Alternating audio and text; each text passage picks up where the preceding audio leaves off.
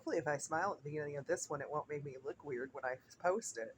I have noticed that with some of the videos. It's like, oh, why did you pick that way my face looked to start with a video with?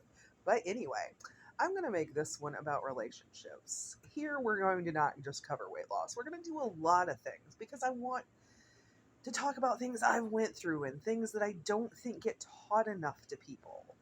Maybe our parents weren't aware, maybe you didn't have the greatest parents or whatever it may be. But I want to talk about relationships and narcissist and gaslighting.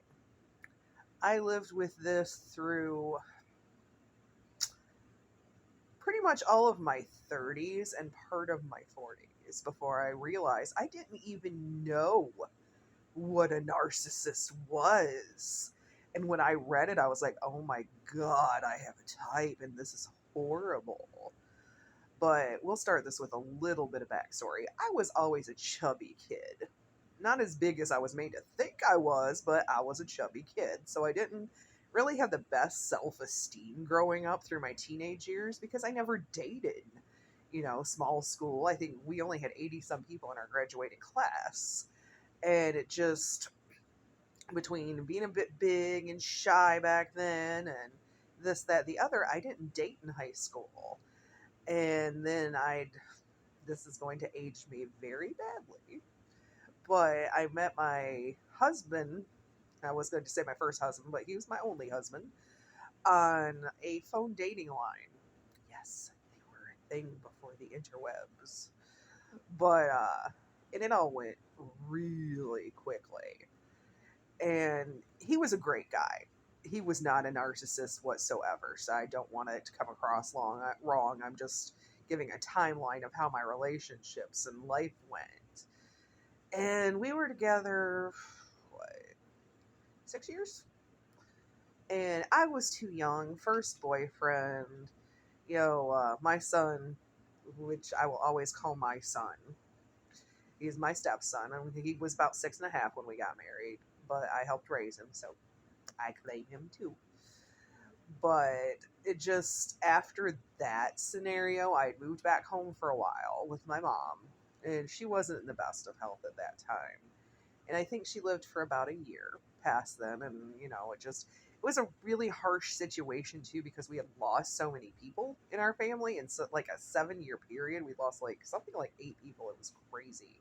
And a lot of it was, the inner circle, four of them. I lost my grandparents and my parents all within a very short time span. So, just, not in the best headspace here. Met this one guy. I won't use names, but I just liked attention. Being a chubby and then getting bigger, being married, but fat girl that had never had a ton of attention. It was awesome. And I was just like, okay, well, maybe this one. I should have known. I should have not been that dumb. But we were off and on for years. And then there was another one that I was off and on for years because I was really bad. I was in this cycle where I would stay with things I knew, even if they weren't good for me, because my brain somehow thought that it was better than being alone. Trust me, it's not. The one was a gaslighting narcissist, the one that I first spoke of. The other one was schizophrenic, and he would never admit it, but I'm pretty sure he has multiple personality disorder. And that is a whole novel in itself, and we're not going to dig that deep into it. And I mean, if you're in any of these type of relationships where things don't seem right, take off your blinders, take off those rose-colored glasses, and see it for what it is. And if you were like me and don't know what a gaslighter or a narcissist is, look up the definition. It seems to be a lot more now that people are talking about these things, thank goodness. And, at least people get to learn more this way. Because it's like, our parents just kind of expected us to be like, oh, you're 18, 20, whatever. Time to fly. I didn't fly till I was 22, almost 23, but, I just wish I would have had a bit more education when it came to how people can be. And you can't fix people, man. No matter what you think, unless that person wants to be fixed, you cannot fix them. I will admit there is a chunk of my life, I'll say probably about 10 years, where I was a fucked up person. Sorry for my language, not sorry, it's how I am. You'll get used to it. Or you leave. I hope you don't leave though, because beyond that, I'm a great person. But it just, you get to a point where you finally have to look at things and say, wait a minute, this isn't right. Something's not adding up here. And with the first one, we had gotten back together at one point and we were going to get married. I even had a ring from Walmart, which was okay because it was cute. I liked it. And he didn't have a ton of money. That's a whole nother scenario. I should have known from the whole, child support on three children thing barely getting by that it wasn't a grand plan. I think he was looking at me more for the money aspect because he knew I was a helpful person as I had been in other relationships. And so he wanted some of that too. And so I had moved in with him in Indiana, and I was traveling at the time for work, and I was getting ready to leave soon. And when you just have an off feeling, you have an off feeling. And so he had gotten a new computer, one of those Rent-A-Center type deals that he hadn't put a password on. And I'm usually not a nosy person. I've never looked through my boyfriend's things because I trust him. It just is what it is, and people can hide things really easy too, but that's a whole nother discussion. I don't take that the wrong way. Just saying, to be nosy to me it doesn't work out well. But I'm glad I was at least in that situation when I was being stupid in general. So many women. So he had another fiance. And this bitch wouldn't believe that him and I were engaged when I told her what was going on because there was a conversation between three of us. And I had already left at this point, and I am like, well, look in the closet. There should be a couple things of mine. Look behind the one chair. There should be something with my name on it. I had something shipped there, and I did this stuff on purpose because before I left, I was like, something's not right here. I don't think I knew that it was a fiance at that point. I just knew something was wrong. And he had ditched me for Christmas that year too.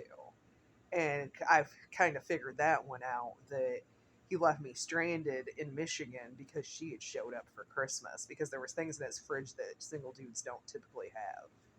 Sometimes you do have to be a detective. But he denied it to her. He was still trying to make this shit work with her, saying that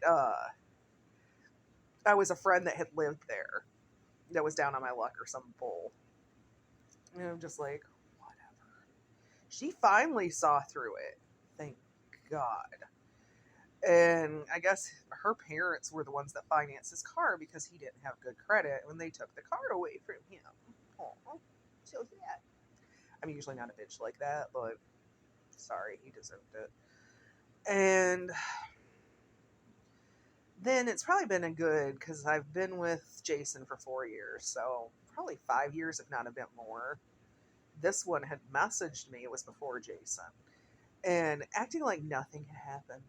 Oh, hey, how you doing? How's life? Da, da. I was so proud of myself. I went scorched earth on him. And that's not my personality. At least it wasn't at the time. I mean, it could be now if I have to, but it's not what I prefer. And I was probably a bit meaner than I should have been. But I was like, oh, there it is. Been waiting for this, for you to act like that nothing bad ever happened, and let's be friends or more again. F you, dude. So, luckily, haven't heard from that one again. Hopefully, I never will. But, and then the other one that was schizophrenic, that was just ridiculous in itself, that I put up with all I did for so long. But I was lonely, traveling, and like, well, having somebody when you're home's better than not having anyone at all. Again, it's not. because it's as lonely, if not more lonely, when you're in these relationships that aren't feeding your heart and your soul. You need to figure that part out. And I know being lonely sucks. And I know not, I'm hoping not everybody that watches this is just big people. I'm going to try to get, some different videos to where it's a bunch of people watching, but, from different walks and different weights and all that. But just, you really take care of yourselves, like I've said in some of the other videos. And if you're really unsure about something, it's not worth it. I Trust me, I've been lonely in my life for long periods of time. And looking back at it, I wish I would have stayed lonely rather than go through what I went through. I mean, I'm very happy now. The way that I look at it and I choose to look at it is everything happened for a reason, and I couldn't be happier with who I'm with. He is, well, like I always say, neither of us are perfect, but we are perfect for each other. And after the craziness that my life has been, I couldn't ask for anything more, honestly. I mean, seriously, even if you have messed up your life and your relationships and you think you just can't do any better or can't be alone, you can. You have it within you to do it. You have to work on loving yourself, which I've always been pretty good about, but it really came down to doing some soul work and being like, okay, you deserve more than this. You deserve more than what these people are giving you.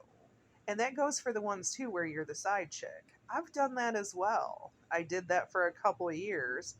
And I'm going to be honest, and it might not sound great, I did end up with the guy. But then life happened and that didn't last. And it wasn't because we didn't care for each other. It just, I'm not going to go into that. It's not my story to tell. But it just, I wish we would have done it differently. I wish it would have been like, okay, I'm not going to be with you until you decide you can be single. That kind of thing. And I know everybody's going to look at it different, but just, again, I seem to use that word too much, but realize your worth, your self worth, what you are worth to not even just yourself, but to everyone around you. And if you're not getting what you deserve, you need to work on yourself to where you can find it within yourself to do better for yourself. That was a lot of repetition. Well, you know what I mean. I'm just going to put it like this because I don't know a better way to put it. From everything that I've been through in my life and those 10 years that I wish I would have done a lot differently, not just for the relationship facts, but for many different facts, is just take care of you. I think I kind of lost my train of thought there, and I'm not going to remake this whole video for that. But it just truly, you deserve everything in life. And I know some people aren't feeling that of themselves. And I know some people might not have been raised to feel that way about themselves. But you can be better, you can do better. And no matter what, even if it takes, like I've said in other videos, baby steps, do what you need to do to improve your life.